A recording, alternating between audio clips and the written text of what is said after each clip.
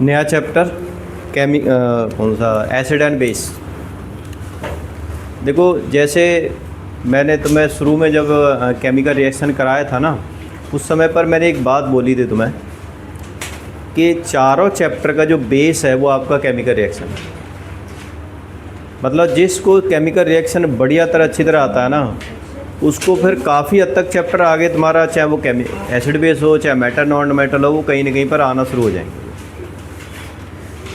वही रिएक्शन होंगी, वही सारे तुम्हारे एनायन कैटायन के थ्रू जो केमिकल रिएक्शन बताते हैं वही सारा कुछ होगा। तो यहाँ पे भी बहुत सारी रिएक्शन आएंगी, ऐसा नहीं है, लेकिन साथ में इसमें थ्योरी भी है। और एसिड बेस का चैप्टर तुमने कौन सी क्लास में पढ़ा है, पता है कुछ? 7th में पढ़ा है। हाँ, वही चीज़ है करीब करीब। तो एसिड और बेस, अगर हम सिंपल एसिड को फिजिकली या केमिकली किसी भी तरह से पहचानना हो, हमें कुछ प्रॉपर्टी देखनी हो, तो एसिड की कॉमन प्रॉपर्टी क्या होती है एसिड की?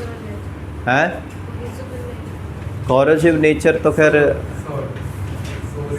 हाँ, सबसे बड़ी प्रॉपर्टी क्या होती है? दे आर सोर इन टेस्ट, खट्टे होते हैं। इसलिए जितने भी ऑर्गेनिक एसिड होते हैं ना, ऑर्गेनिक मतलब कहाँ से मिलते हैं हमें? प्लांट से मिलते हैं या एनिमल से मिलते हैं। वो सारे एसिड क्या होते हैं आपके? सोर इन टेस्ट। आपने देखा होगा ना, लेमन सिट्रिक एसिड होता है, इमली में टार्टरिक एसिड होता है, टमाटर भी खट्टा होता है, उसमें ऑक्जेलिक एसिड होता है, मिल्क भी होता है, मिल्क के और या दही के अंदर लैक्टिक एसिड होता है। समझ रहे हो? तो ये सारे जितने भी एसिड है ना, ज़्यादातर ऑर्गेनिक एसिड, इनको एडिबल एसिड भी कहते हैं, और ये सारे खट्टे होते हैं। तो ये कॉमन प्रॉपर्टी हो गई कि एसिड आर सोर इन टेस्ट। ठीक है। बेस ऐसा नहीं होता, बेस खट्टे नहीं होते, they are bitter in taste. और बिटर का मतलब ऐसा नहीं है कि ये मिर्ची की तरह बिटर होते हैं। मिर्ची में भी एसिड होता है वैसे, वो बिटर अलग तरीके से होता है। बिटर मतलब क्या होता है कि बेकिंग सोडा देखा है आपने? खाने वाला सोडा कहते हैं, वैसे उसे खाते नहीं है। वैसे खाने वाला सोडा इसलिए कहते हैं क्योंकि फूड के अंदर डाला जाता है वो, जिससे कि जो भी छोले भटूरे होते हैं, जितने भी होते हैं, जो केक वगैरह बनता है, वो थोड़ा फ्लफ़ी हो जाता है, स्पंजी हो जाता है। तो वो आपका बेस होता है। अगर आप ज़रा सा जीभ पर रख के देखोगे तो पूरा क्या हो जाएगा, आपको कड़वी कड़वी हो जाएगी, अलग तरह का टेस्ट होगा। इसकी बात छोड़ो, जो टूथपेस्ट होता है ये भी बेस होता है। आपने देखा होगा जीभ पर टेस्ट कैसा लगता है इसका, बिल्कुल बिटर इन टेस्ट होता है। ठीक है ना। साबुन हो गया, साबुन पूरा बेस होता है, तो ये भी क्या होता है? बिटर इन टेस्ट होता है। मिर्ची जैसा टेस्ट नहीं होता, लेकिन जो हमारी टंग को बहुत ज़्यादा इरिटेट करता है वो आपका बिटरनेस होता है। ठीक है। सॉप का एक और प्रॉपर्टी, बेस की एक और प्रॉपर्टी होती है, they are soapy in taste, touch, मतलब टच करोगे तो सोपी मतलब फिसलन, स्लिपरी दिखाई देंगे। They are slippery in touch, अगर सॉलिड फॉर्म। ये ऐसी प्रॉपर्टी इनकी नहीं होती एसिड की, बेस की प्रॉपर्टी होती है। ठीक है। तो आपको बेस के जो एग्जांपल बताई दिए कौन से, जैसे बेकिंग सोडा हो गया, सोप हो गया, टूथपेस्ट हो गया, ये सभी क्या होते हैं? बेस होते हैं। एसिड के बताई दिया। बाकी एसिड ये नहीं कि सिर्फ खाने वाले एसिड भी हों, और भी एसिड होते हैं। कौन कौन से होते हैं? हाइड्रोक्लोरिक। इनको हम कहते हैं, देखो दो तरह के एसिड होते हैं, एक होते हैं मिनरल एसिड और एक होते हैं ऑर्गेनिक एसिड। मिनरल एसिड कौन से होते हैं? जिनको हमें नेचर में नहीं मिलते, इनको खुद बनाते हैं, मैन्युफैक्चर करते हैं इनको उसके अंदर, कहाँ पर? फैक्ट्री के अंदर। जैसे सल्फ्यूरिक एसिड हो गया, H2SO4 होता है। हाइड्रोक्लोरिक एसिड हो गया, HCl होता है। नाइट्रिक एसिड हो गया, HNO3 होता है। ठीक है ना। ये सारे मिनरल्स होते हैं। कार्बनिक एसिड और हमारा क्या हुआ, फास्फोरिक एसिड, ये बहुत सारे एसिड होते हैं ऐसे, परक्लोरिक एसिड, ये सारे मिनरल एसिड ही माने जाते हैं। लेकिन ये बहुत ज़्यादा स्ट्रॉन्ग होते हैं। 3 मेन मिनरल एसिड सबसे ज़्यादा स्ट्रॉन्ग एसिड हैं। कौन कौन से? हाइड्रोक्लोरिक, सल्फ्यूरिक और नाइट्रिक एसिड, ये सबसे ज़्यादा स्ट्रॉन्ग एसिड होते हैं। और बेस में देखा जाए दो बेस ऐसे हैं जो याद रखने हैं तुम्हें, सबसे ज़्यादा स्ट्रॉन्ग बेस माने जाते हैं, सोडियम हाइड्रोक्साइड और पोटासियम हाइड्रोक्साइड। सोडियम हाइड्रोक्साइड और potassium, they are the strong base. अच्छा एक और बात समझो कि हम स्ट्रॉन्गनेस से डिसाइड कैसे करते हैं, कैसे पता करेंगे कि वो स्ट्रॉन्ग है कौन सा क्या है। तो अगर हम केमिकली अगर देखें इनको तो एक्चुअली क्या होता है, जैसे हाइड्रोक्लोरिक है, अगर वाटर में डिजोल्व करेंगे तो इनकी प्रॉपर्टी होती है they produce the hydrogen ion, इनकी प्रॉपर्टी होती है they produce the hydroxide ion. ये हाइड्रोजन आयन प्रोड्यूस करते हैं और ये हाइड्रोक्साइड आयन प्रोड्यूस करते हैं केमिकली। तो अब देखो HCl हो गया, चाहे वो एसिटिक एसिड का फॉर्मूला होता है CH3COOH, विनेगर के अंदर जो होता है एसिटिक एसिड होता है। जब इसको पानी में डिजोल्व करेंगे तो ये भी हाइड्रोजन आयन बनाएगा और क्लोराइड आयन बनाएगा। इसको पानी में डिजोल्व करेंगे तो ये भी क्या बनाएगा, हाइड्रोजन आयन बनाएगा, मतलब H+ बनाएगा और एसीटेट आयन बनाएगा। लेकिन हम कैसे पता करेंगे कि ये ज़्यादा स्ट्रॉन्ग है ये कम स्ट्रॉन्ग। तो आप एक बात देखो, वैसे तो हम फॉर्मेशन ऑफ हाइड्रोजन के हिसाब से पता चल जाता है। अगर इसके 10 मॉलिक्यूल्स लेंगे तो यहाँ पर 10 हाइड्रोजन आयन बनेंगे, 10 के 10 में कन्वर्ट हो जाएगा ये, समझ रहे हो। लेकिन अगर हमने 10 के ले लिए तो मुश्किल से एक होगा, बाकी एज इट इज इसी फॉर्म में रहेगा, सेपरेट नहीं होगा। तो अब बताओ कौन सा ज़्यादा स्ट्रॉन्ग माना जाएगा। That's why they are the strong. जितने भी स्ट्रॉन्ग एसिड होते हैं इसको स्ट्रॉन्ग इलेक्ट्रोलाइट भी कहते हैं, कि जब इनको वाटर के अंदर डिजोल्व करेंगे when they are completely dissociate into the ions then they are called strong electrolytes. Electrolyte का मतलब होता है जो इलेक्ट्रिसिटी पास करने वाले सॉल्यूशन होते हैं ना, इलेक्ट्रोलाइट कहते हैं। अगर पानी डिजोल्व कर देंगे इलेक्ट्रिसिटी पास करेंगे तो इलेक्ट्रोलाइट कहेंगे। अब यहाँ पे एसिड है तो स्ट्रॉन्ग क्या हो गई, ये एसिड होगा, क्योंकि ये जितना भी एसिड हमने डाला सारा का सारा वाटर में डिजोल्व हो जाएंगे, अलग अलग आयन बन जाएंगे, हाइड्रोजन अलग हो जाएगा, क्लोराइड सभी एसिड के अंदर, तीनों के अंदर, हाइड्रोक्लोरिक में भी, सल्फ्यूरिक में भी और नाइट्रिक एसिड में भी, बिल्कुल अलग अलग आयंस हो जाएंगे। लेकिन इसमें नहीं होता, इसमें बहुत कम आयंस निकलेंगे, समझ रहे हो। इसको हम एक एक्टिविटी के थ्रू भी देख सकते हैं, शायद एक एक्टिविटी इसमें के अंदर दे रखी है, वो मैं बता देता हूँ वैसे कौन सी क्या है। कि जैसे हमने एक टेस्ट ट्यूब ली और इसमें जिंक ग्रेन्यूल्स डाल दिया हमने, और ऊपर से एक 2 डिलीवरी ट्यूब ली हमने, एक ये वाली और एक ये वाली। एक डिलीवरी ट्यूब बेंट वाली कर ली ऐसे, और एक के अंदर से हमें यहाँ से क्या डालना है, ऐसे डालना है। यहाँ पर जिंक ग्रेन्यूल्स ले लिया हमने, और यहाँ पर हम के लिए क्या लेके आएंगे, माचिस की तिल्ली लेके आएंगे इसके पास। तो अगर हम पहले सल्फ्यूरिक ये डालते हैं इसके अंदर, पहले हमने डाला विनेगर डाला इसके अंदर, और हम देखेंगे कि जो माचिस की तिल्ली लेके आए हाइड्रोजन बबल से निकलेंगे, तो उनका जो पटर पटर करने की फ्रीक्वेंसी कितनी है, क्योंकि पॉप साउंड में जलते हैं ये, समझ रहे हो। तो ये जब एसिटिक एसिड डाला था तो उस समय पर हाइड्रोजन आयन के आयन निकलने की जो फ्रीक्वेंसी थी बहुत कम थी, वो एक आध आयन निकलता था तब जाकर के पटाखा बजता था, समझ रहे हो। लेकिन जैसे ही हाइड्रोक्लोरिक एसिड डाला यहाँ पर पटर पटर वाली साउंड की झड़ी लग गई, इतना तेज़ी से क्या नाम है यहाँ पर हाइड्रोजन आयन निकले। तो इसका मतलब क्या है कि ज़्यादा हाइड्रोजन आयन निकल रहे हैं तभी तो हाइड्रोजन गैस बन रही है यहाँ पर ये, क्योंकि वो हाइड्रोजन आयन जितने भी वो जिंक ग्रेन्यूल से रिएक्ट कर रहे हैं वो, क्योंकि रिएक्शन क्या होती है, Zn + HCl produce ZnCl2 plus में H2। एक एक्टिविटी दे रखी है, अगर देख सकते हो NCERT के अंदर, शायद आपने वो भी दे रखी होगी, डायग्राम भी दे रखा हुआ इसका, ठीक है। लेकिन अगर आप एसिटिक एसिड का देखोगे तो ऐसा नहीं है कि उसके अंदर क्या नाम है रिएक्शन नहीं होती, लेकिन रिएक्शन क्या होती है, उसकी फ्रीक्वेंसी धीरे धीरे होती है। CH3COO का होल ट्वाइस Zn प्लस में H2, इस तरह से रिएक्शन होती है, दोनों में हाइड्रोजन गैस निकलती है। ये वाली जो एक्टिविटी है, डायग्राम बना हुआ है ना साइड में, वो यही है। माचिस की तिल्ली से देखा गया है कि यहाँ पर जो निकलने की हाइड्रोजन गैस निकलने की फ्रीक्वेंसी किसके अंदर ज़्यादा है, ठीक है। तो जिसमें हाइड्रोजन आयन ज़्यादा निकलते हैं इसका मतलब ज़्यादा डिसोशिएट हो रहा है, इसका मतलब स्ट्रॉन्ग इलेक्ट्रोलाइट है, यानी स्ट्रॉन्ग एसिड है वो, और जिसके जितने भी आपके ऑर्गेनिक एसिड है ना, मैंने जितने बताए हुए हैं, ये सारे के सारे वीक एसिड होते हैं, वीक इलेक्ट्रोलाइट होते हैं। खाने वाले एसिड सारे के सारे क्या माने जाएंगे? भैया सल्फ्यूरिक एसिड को आप खा ही नहीं सकते, जल जाएगा, उड़ जाएगा, उड़ जाएगा वो, ठीक है, हमेशा के लिए, क्योंकि वो तो अंदर जरा सा भी अंदर चला गया, सारे अंग ख़त्म। ऐसा नहीं हमारी बॉडी के अंदर हाइड्रोक्लोरिक एसिड नहीं होता, उसके बिना तो खाना भी नहीं पचता, लेकिन उसको तो प्रोटेक्ट करती है ना हमारी लेयर। वो डाइल्यूट होता है, बहुत ज़्यादा पानी भी होता है उसके अंदर, ऐसा नहीं है। जो कहते हैं ना तेजाब फेंक दिया, किसी को जला दिया, कर दिया, ये यही वाले एसिड होते हैं। हाइड्रोक्लोरिक एसिड हो गया, सल्फ्यूरिक एसिड हो गया, नाइट्रिक एसिड हो गया, ये स्ट्रॉन्ग वाले एसिड होते हैं,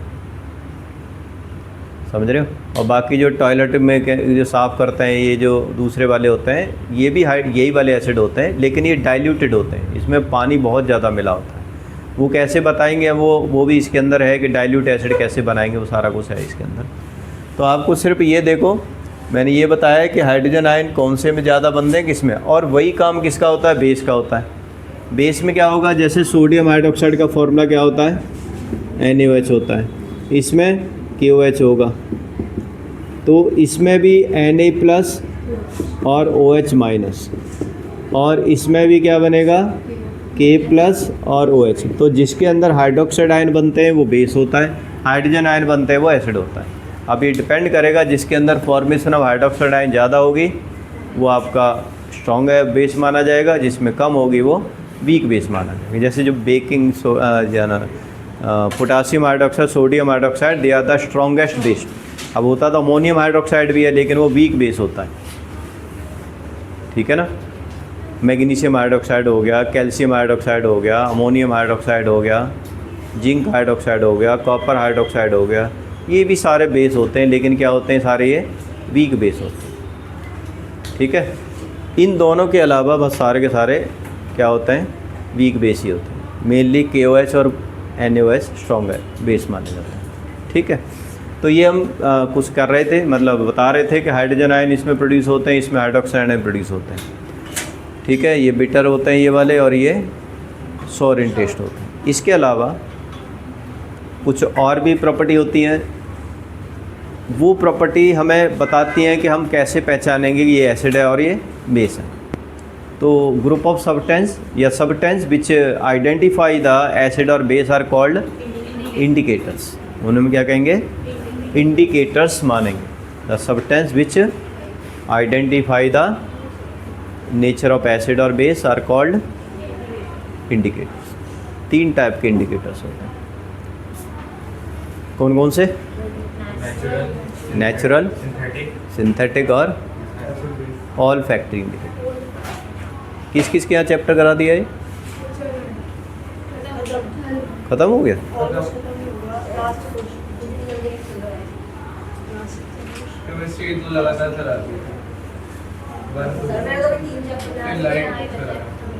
कोई नहीं, हम देखेंगे, हमारे से ज़्यादा कौन आगे जाएगा।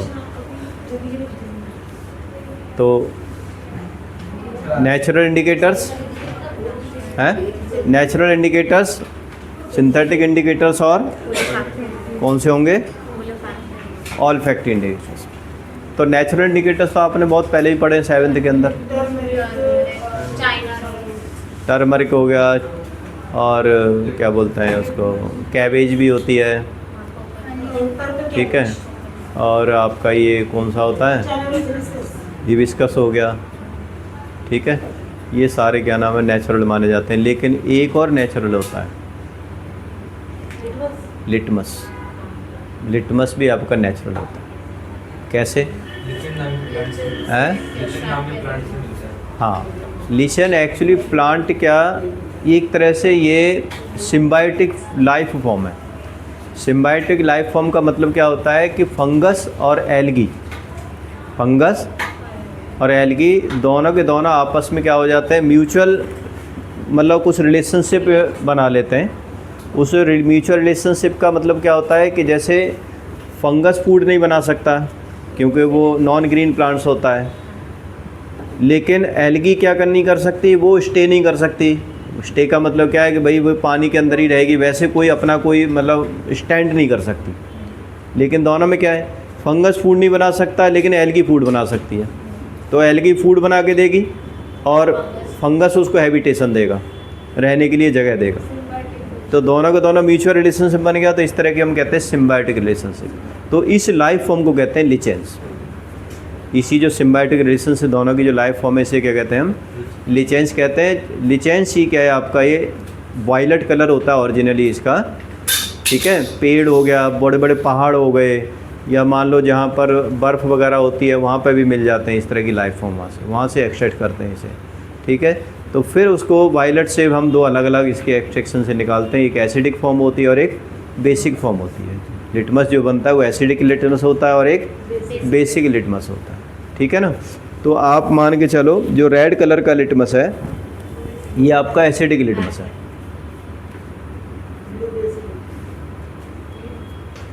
जो रेड कलर है वो कौन सा होगा, एसिडिक। पक्का?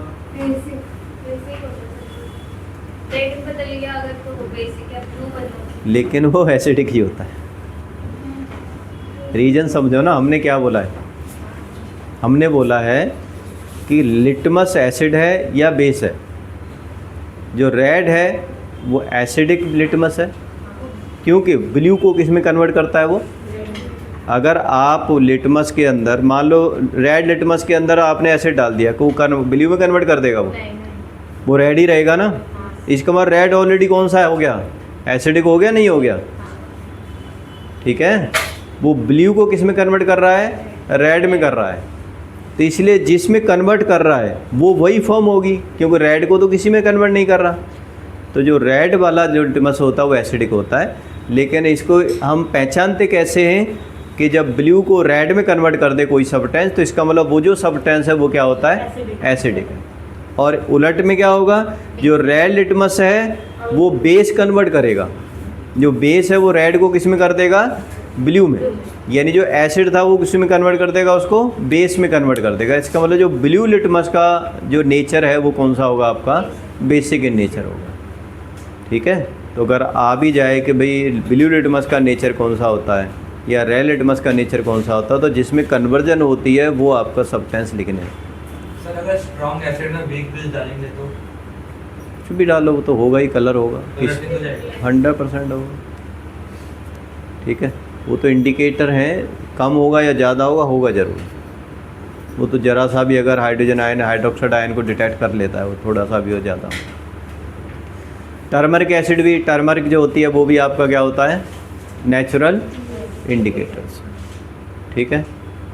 जैसे आपने कई बार देखा होगा ना, जो कड़ी के दाग लग जाते हैं तो उसमें साबुन से धोओगे तो किस में कन्वर्ट हो जाते हैं, वो रेड कलर में, रेडिश हो जाता है।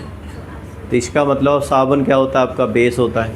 तो सिंपल सी बात है, अगर बेस जो टर्मरिक है, जो टर्मरिक होती है वो बेस को किस में कन्वर्ट कर देगी, रेड कलर में, रेडिश में कन्वर्ट कर देगी। एसिड में नहीं होता, कुछ ध्यान रखना, एसिड का येलो ही रहेगा, ठीक है। वो बेस को ही कन्वर्ट करती है बस,